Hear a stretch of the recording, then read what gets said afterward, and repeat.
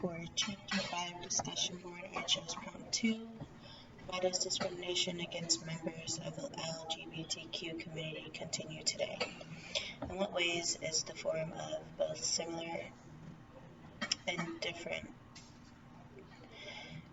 In what ways is this form of both similar and different to that practiced against African Americans, Latinos, women, and other groups of society?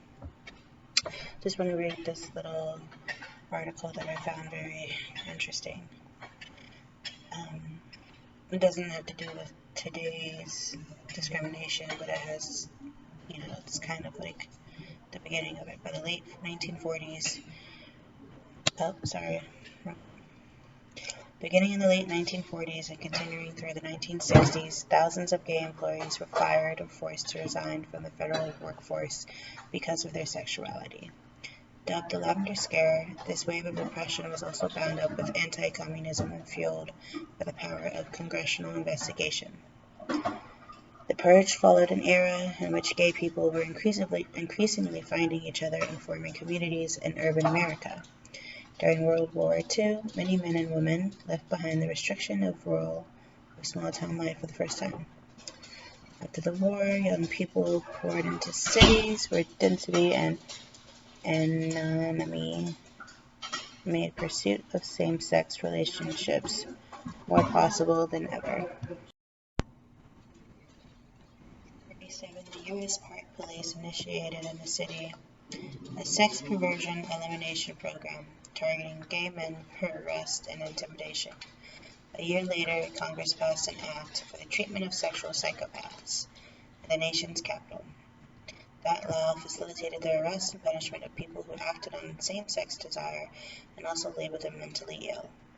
Homosexuality was perceived as a lurking, submersive threat at a time when the country was coping with tremendous social change as well as risking anxiety about another lurking subversive threat, communism.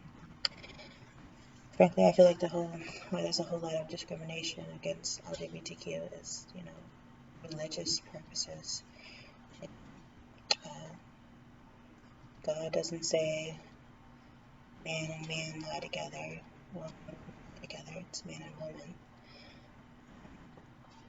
You have those who are just scared of them,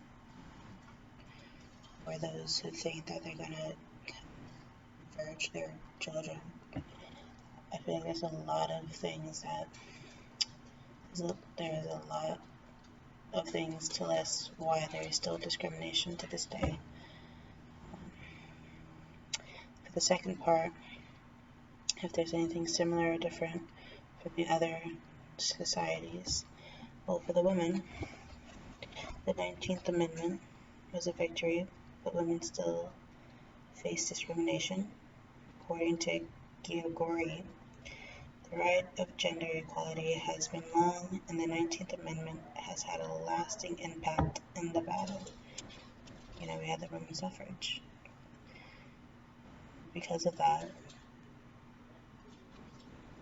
I'm able to work, to go to school. But, in the workforce, you have a lot of discrimination. You still have, no offense, but you still have men who think that women should just stay home, be housewives. You have sexual harassment. And it doesn't just go for women, it goes for men as well. It goes both ways. Statistically speaking, there is more cases against men than it is against women. Or did I say that backwards? I think I said it perfectly.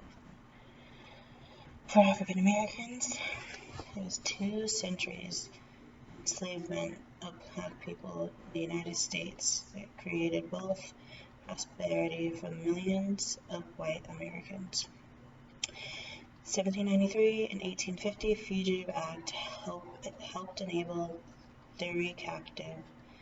If an captured enslaved could If captured, enslaved, if captured, the enslaved could be tortured, mutilated, or killed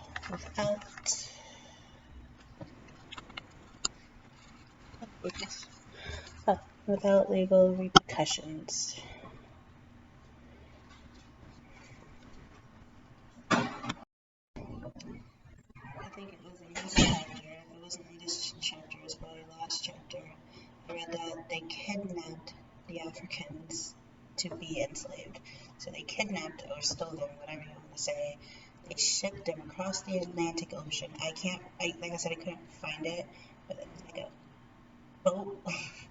boatload of African Americans to do a dangerous journey. And I think it said there was a fourth of them did not make it because of how dangerous the journey was. It's just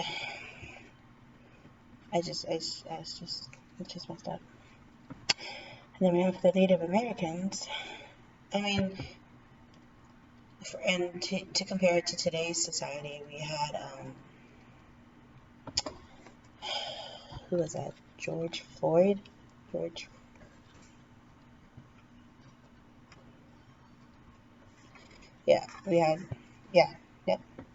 Floyd. I didn't know if it was Ford or Floyd. I'm sorry. And started the Black Lives Matter. Well, probably didn't start it, but like it became really popular and important because not just Black Lives Matter, all lives matter. And that's just me. I guess I'm just not racist or anything. I don't know. And so for Native Americans, for white Americans, they took over their land and they promised them that they could keep their ancestral lands. Basically, the government and the people working together, look at that, broke that promise. They didn't care. They didn't. And that's when, famously, Trail of Tears came to be. And they just forced them out of their homes. And, I don't hear much about Native Americans. I'm not sure if it's the Native Americans who own, like, the right for, like, gambling and stuff. I didn't really look too much into that. And then for the Latinos, especially now, we have a lot. I mean, coming from, like, my background is Central America, so, but I was born and raised here, but I have a few friends whose parents weren't, from Honduras, Mexico, Cuba, no, not Cuba, sorry, El Salvador. I have a friend that's also Salvadorian, and their parents, like, had to get, the documents to be here. Although my friends are, citizens, their parents are not, like, born U.S. citizens. And it was, I don't know how long ago it was, but, like, they were younger, and I remember someone called them, like, the police on them or something, for the music, just because, we like to live. And I remember them asking them for documents, and I didn't understand it at the time, but now I do, and it's still a recurring problem.